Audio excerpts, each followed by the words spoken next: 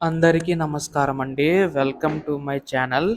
తెలంగాణ రాష్ట్ర వ్యాప్తంగా ఉన్న రైతు సోదరులందరికీ కూడా రాష్ట్ర ప్రభుత్వం అయితే శుభవార్త అయితే చెప్పబోతుందండి. ఈ యొక్క తొలి విడత కింద మనకి నిధులు విడుదల చేసినా కానీ చాలామంది రైతన్నలకైతే జమ కాలేదు కదా! సో, వారందరికీ కూడా ఎప్పుడు జమ చేస్తుందని చెప్పేసి రాష్ట్ర ప్రభుత్వం ఒక అప్డేట్ అయితే ఇవ్వడం అయితే జరిగిందండి.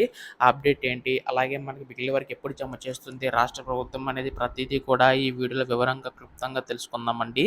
వీడియోనైతే ఎక్కడా కూడా ఆపకుండా చివరి వరకు అయితే చూడండి.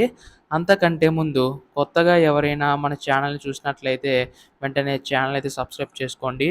దీని ద్వారా నేను పెట్టే ప్రతి చిన్న లేటెస్ట్ అప్డేట్ కూడా మీరు ఎప్పటికప్పుడు మిస్ కాకుండా తెలుసుకోగలుగుతారు. అలాగే వీడియోకైతే లైక్ చేయండి. మరికొంతమందికి ఈ సమాచారం అనేది తెలుస్తది. ఇంకా ఆలస్యం చేయకుండా వీడియోలోకైతే వెళ్ళిపోదాం.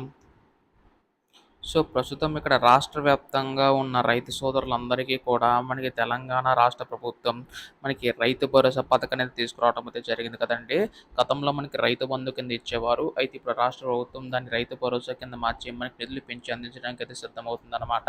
సో, తొలి విడత కింద ఇక్కడ ఏంటంటే రాష్ట్ర ప్రభుత్వం రూ. 6,000 అనేవైతే విడుదల చేయడం అయితే జరిగిందండి. అయితే ఈ యొక్క రూ. 6,000 సంబంధించి గాను మనకి చాలా మందికైతే జమ కావట్లేదనమాట. అయితే ఈ యొక్క నిధులు కేటాయించి మొత్తంగా ఈ యొక్క రైతు భరోసా పథకం సంబంధించి ప్రతి ఏటా రూ. 12,000 12 విడుదల చేస్తామని చెప్పేసి అన్నారు. సో, దీనికి సంబంధించి గాను దాదాపుగా 18,000 కోట్ల నిధులనేవైతే కేటాయించడం జరిగిందండి. అందులో తొలి విడత కింద 9,000 కోట్ల నిధులనేవైతే విడుదల చేయడం అయితే జరిగిందనమాట.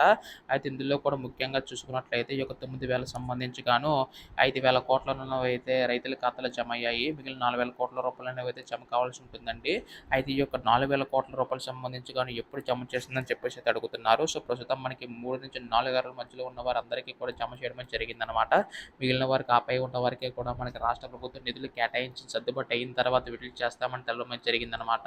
సో, దీనికి సంబంధించి గాను మనకి రేపు ఎల్లుండిలోగా విడుదల చేసే అవకాశం ఉందండి. ఇప్పుడు దీనిపై ఏ చిన్న లేటెస్ట్ అప్డేట్ వచ్చినా మీరు ముందుగా తెలుసుకోవాలనుకుంటే ఛానల్ అయితే సబ్స్క్రైబ్ చేసుకోండి. ధన్యవాదములు. జై హింద్.